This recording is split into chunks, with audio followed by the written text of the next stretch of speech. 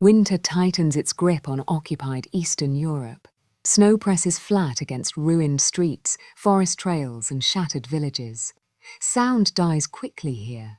Even footsteps seem hesitant. Somewhere in the darkness, an SS security detachment moves with rehearsed confidence, rifles slung low, breath fogging the air. They believe control still belongs to them. It no longer does. A young woman stands beneath a single hanging lamp. The light flickers. Her coat is thin, borrowed, civilian. Her hands are steady despite the cold. An SS officer steps forward, irritated by her silence. He raises his pistol and presses it firmly against her temple. This is not extraordinary. By the winter of 1942, scenes like this play out nightly across occupied territory. What unsettles the men is her expression. He does not beg. She does not plead. Her face barely reacts, except for something faint and unreadable. Something close to a smile. Not courage. Calculation. By morning, dozens of German soldiers will be dead, not because of a single act of heroism, not because of a lone assassin, but because an entire occupation has already begun to rot from the inside. To understand how this happens, the story must begin earlier. When Germany's war in the East stops behaving like a campaign and starts behaving like a slow disaster. In June 1941, Operation Barbarossa crashes into the Soviet Union with overwhelming force. Entire Red Army formations are destroyed. Cities fall in weeks. German commanders speak openly of victory before winter, but the land does not cooperate. Distances stretch supply lines beyond control. Roads turn to mud, then ice. And behind the advancing front, millions of civilians remain under occupation, frightened, furious, and increasingly organized. The responsibility for controlling this vast rear area falls to security divisions, police battalions, and auxiliary units. Their orders are clear: destroy partisans, secure railways, and terrorize civilians into obedience. The doctrine is called Bandenbekämpfung, bandit fighting. In reality, it is collective punishment. Villages suspected of aiding resistance are burned. Hostages are executed publicly. Entire communities are deported or wiped out based on rumor alone. These measures are meant to suffocate resistance. Instead, they fuel it. By late 1941, Soviet leadership understands that survival depends not only on armies at the front, but on pressure behind German lines. The NKVD and Red Army begin organizing partisan warfare on a massive scale. This is not chaos, it is structure. Supply caches are buried, safe houses are rotated, couriers memorize routes rather than carry maps. And fighters are taught one rule above all others: never strike without an exit. Women are not marginal to this system. They are essential. By 1942, the Soviet Union has mobilized women for combat roles at an unprecedented scale. Tens of thousands serve across the military.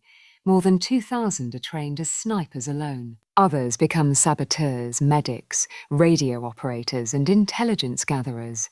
German soldiers consistently underestimate them and pay for it.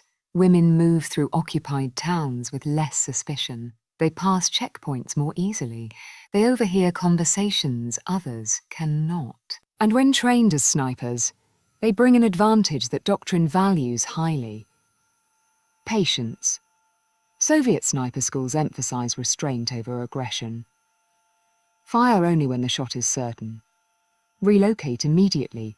Control breathing, control fear. Kill counts are recorded meticulously, often requiring confirmation by witnesses or commanding officers. Figures like Lyudmila Pavlichenko, credited with 309 confirmed kills, demonstrate what this system can produce.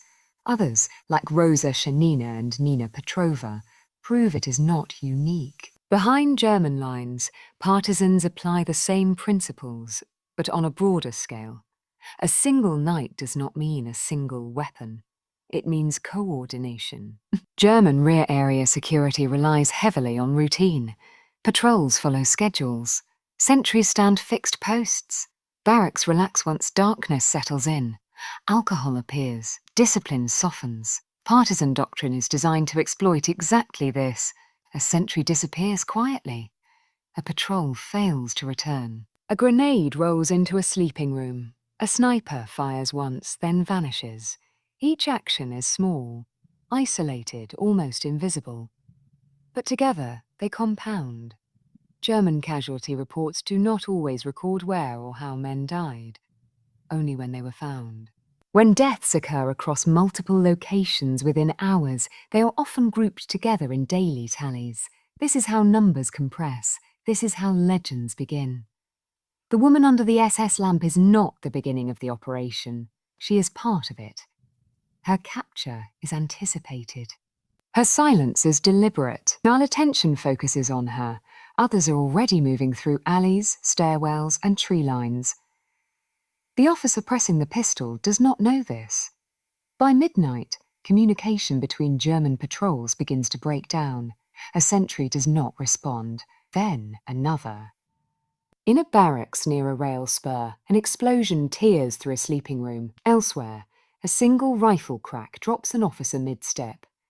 Confusion spreads faster than orders. The SS responds with textbook measures, tightening patrols, sweeping houses, arresting civilians. But darkness favours those who planned for it. The attackers do not stay. They disappear. By dawn, the counting begins. Bodies are found in streets, in courtyards, near checkpoints. Some are shot, others killed by blast or blade. The tally rises as reports come in from different units, different neighbourhoods, different hours. Later, the numbers will be remembered as one night. 93 dead.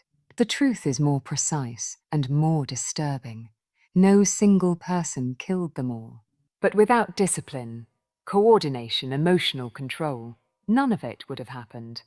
And without women trained to endure interrogation, to exploit underestimation, and to act without recognition, many such operations would have failed. The German response is immediate and brutal. Reprisals follow. Villages are burned, civilians executed, security measures tighten, patrols double, curfews are enforced with open violence.